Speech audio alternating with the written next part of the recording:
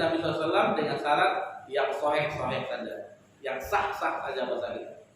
Baik. Di sini di riwayat ini itu Nabi SAW bertaubat, beristighfar kepada Allah itu sebanyak 100 kali.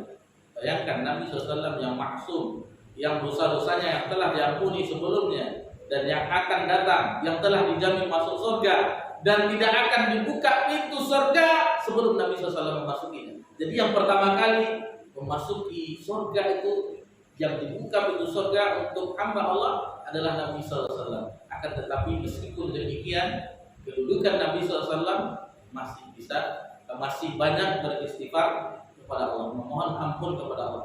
Lalu bagaimana kita umat yang senantiasa di dalam setiap hari banyak melakukan kesalahan, banyak melakukan dosa, maksiat kepada Allah, dosa mata kita, dosa lisan kita, dosa apa yang terbetik di dalam hati kita dan seterusnya.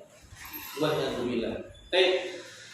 Hadis berikutnya dari Abu Hamzah Anas bin Malik al-Asy'ari berayat Rasulullah sallallahu alaihi wasallam, beliau berkata, Rasulullah sallallahu alaihi wasallam bersabda, Allahu a'lamu bi tawbati 'abdihi min ahadikum saqata 'ala ba'irihi wa qad adallahu fi ardi falatin. Sungguh Allah lebih bergembira dengan taubat seorang hambanya daripada kegembiraan seorang di antara kalian yang menemukan untanya setelah ia kehilangan di padang pasir. Muttafaqun alaih.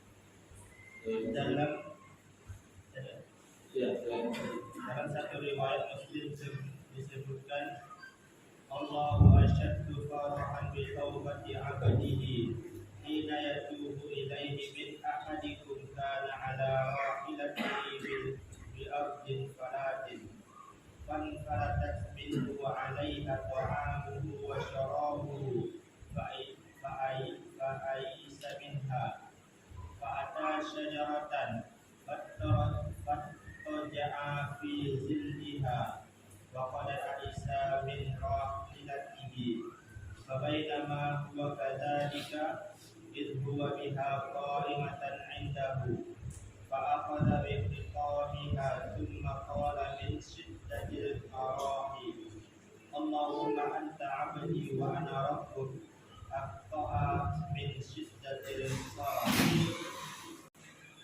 Sungguh dia bergembira dengan taubat seorang hambanya ketika dia bertaubat kepadanya daripada kegembiraan salah seorang dari kalian yang mengendarai untanya di padang pasir.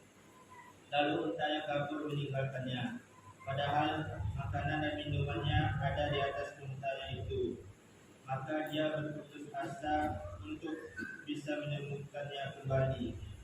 Lalu dia mendatangi sebuah pohon dan berbaring di bawah naungannya. Dia sungguh telah berputus asa terhadap untanya.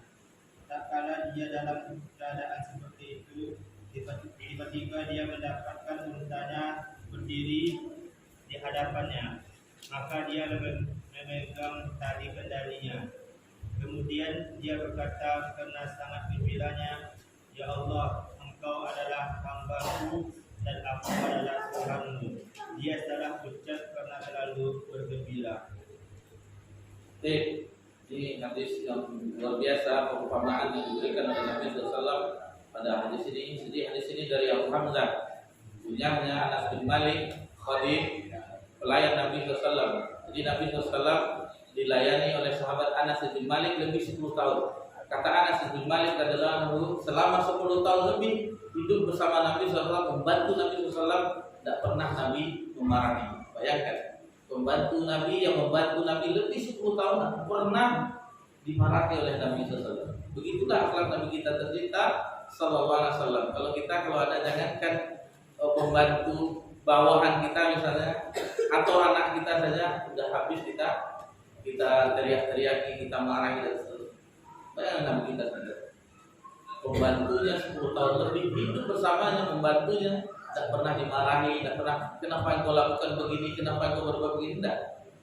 Begitulah lembutnya Begitulah akhlak Nabi kita tercinta sallallahu alaihi wasallam.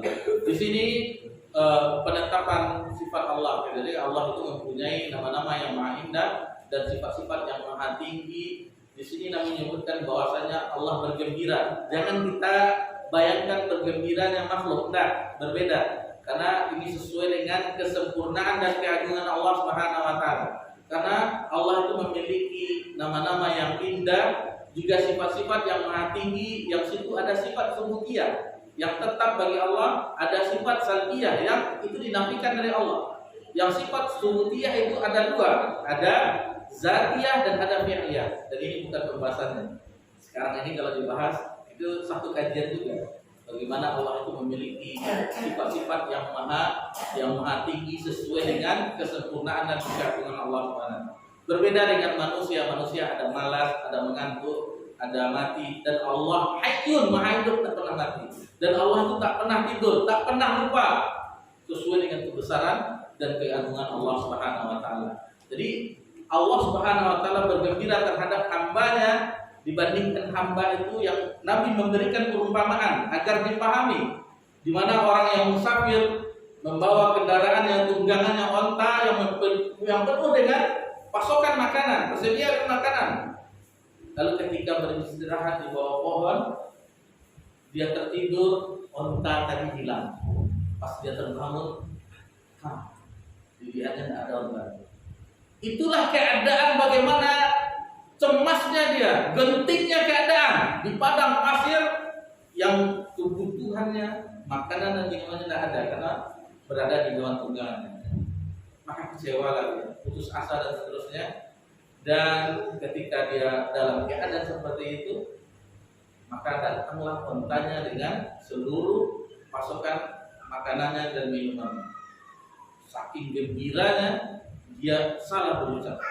Lalu dia mengucapkan Allahumma anta abdi wa ana rabbuk. Salah ucap karena saking gembiranya. Wahai Allah, engkaulah hambaku dan aku adalah Rabb. Salah ucap karena saking gembiranya. Dan ini dihukumi oleh ulama, orang yang tidak sengaja dalam masalah ini tidak dihukumi dosa. Karena saking gembiranya sehingga lupa seharusnya dia seorang hamba, Allah Rabbnya, tetapi salah ucap karena saking gembiranya.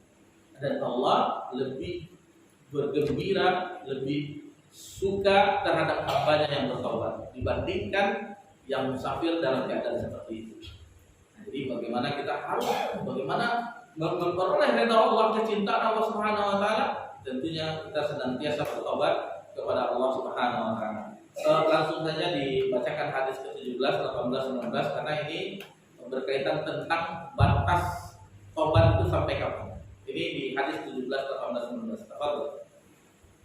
Dari Abu Musa Abdullah bin Qais Al-Asy'ari radhiyallahu anhu, dari Nabi sallallahu alaihi wasallam beliau bersabda, Inna Allah ta'ala yabsutu yadahu bil laili liyatuba musibun nahar wa yabsutu yadahu bin nahar liyatuba musibul lail hatta tatlu asy-syamsu min mawtibiha. Sesungguhnya Allah Ta'ala membentangkan tangannya di malam hari agar pelaku dosa di siang hari bertaubat, dan membentangkan tangannya di siang hari agar pelaku dosa di malam hari bertaubat hingga matahari itu terbit dari tempat terbenamnya. Diriwayatkan oleh Muslim. Dari Abu Hurairah beliau berkata, Rasulullah sallallahu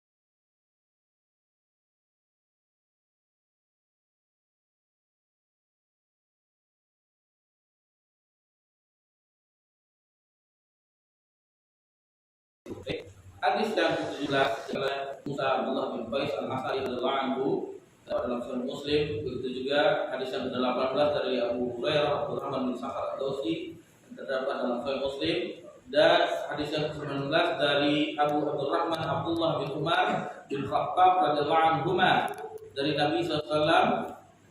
Itu yang diriwayatkan Imam At-Tirmidzi dengan derajat hasan ketika menunjukkan batas dari taubat itu. Yang hadis Musa Al-Asy'ari Abdullah bin Qais itu pelajaran bagi kita luasnya ampunan Allah Subhanahu wa taala.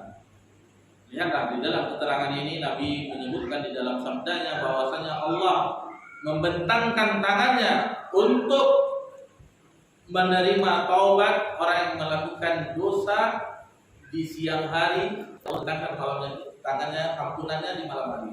Begitu juga Allah bentangkan tangannya, maksudnya dia menerima taubat orang yang memohon ampun yang telah melakukan dosa di malam hari, Allah terima di siang hari. Dan itu terus menerus. Itu terus menerus sampai terbenamnya, maksudnya sampai terbitnya matahari dari arah terbenamnya. Sampai matahari terbit dari arah barat. Itu batasnya. Sama dengan hadis Abu Hurairah juga, "Antaba qabla an tatlu asy-syamsu min maghribiha taballahu." Barang siapa yang bertobat sebelum matahari terbit dari arah barat, dari arah terbenamnya, maka taubatnya diterima. Itu yang pertama. Jadi sebelum matahari terbit dari arah barat. Yang kemudian batasnya, innallaha azza wa jalla yaqbalu taubatal 'abdi ma lam yughargir. Sesungguhnya Allah menerima taubat hambanya yang telah melakukan dosa sebelum nyawanya sampai di kerongkongan. Itu masih diterima oleh Allah Subhanahu wa taala. Jadi ini pelajaran bagi kita, ikhwan fillah, bapak-bapak yang semua kan berkahi dan dirahmati Allah Subhanahu wa taala. Kita tidak ada satu pun yang luput dari dosa. Karena dimulai dari Adam alaihissalam berdosa. Tentu anak cucunya berdosa. Adam dengan satu kesalahan yang tadi disebutkan di awal kajian itu dikeluarkan dari surga Allah Subhanahu wa taala. Lalu bagaimana kita yang senantiasa berdosa kepada Allah Subhanahu wa taala? Senantiasa membangkang terhadap Allah Subhanahu wa taala, yang ketika beribadah tidak khusyuk, tidak hadir hati kita beribadah kepada Allah Subhanahu wa taala. Yang di situ mungkin kita beribadah karena kita mungkin malu dilihat orang tidak pergi sholat berjamaah. Apa kata tetangga nanti? Ini berkaitan di bab yang sebelumnya, bab ikhlas. Ini masih kita mengharapkan pandangan orang lain, pujian orang lain dan seterusnya. Dan itu termasuk dosa. Dan itu tidak dibalas oleh Allah. Yang kita sebutkan itu termasuk syirkun asghar, syirik kecil.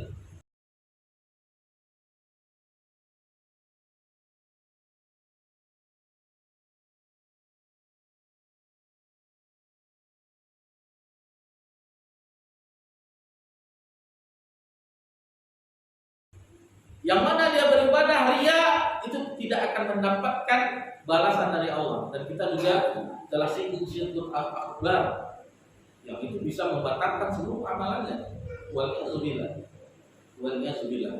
Jadi ini adalah bab yang sampai hadis yang 19 tadi, bagaimana Nabi SAW senantiasa banyak beristighfar, bertobat kepada Allah. Kemudian bagaimana ridhonya Allah, senangnya Allah terhadap hambanya yang bertobat kepadanya. Diibaratkan oleh Nabi SAW seperti musafir yang kembali lagi hewan tunggangannya yang penuh dengan pasukan makanan. Lalu di hadis yang terakhir, 3 hadis terakhir tadi, hadis 17, 18, 19, itu batas tobat diterima oleh Allah Subhanahu wa taala. Itulah kesimpulan pelajaran kita di malam yang berbahagia ini.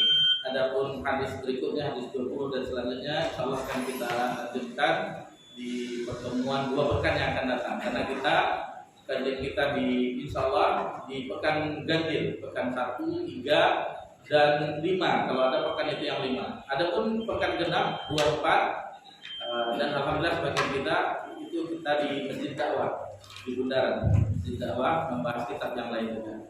Mudah-mudahan yang kita pelajari ini bermanfaat bagi kita. memotivasi kita agar banyak beristighfar. Bayangkan setelah kita salam salat, kita salat fardu, setelah salam yang diucapkan astagfirullah, astagfirullah, astagfirullah.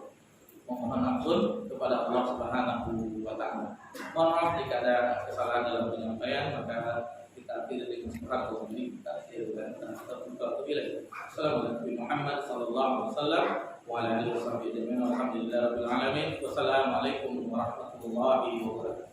Waalaikumsalam.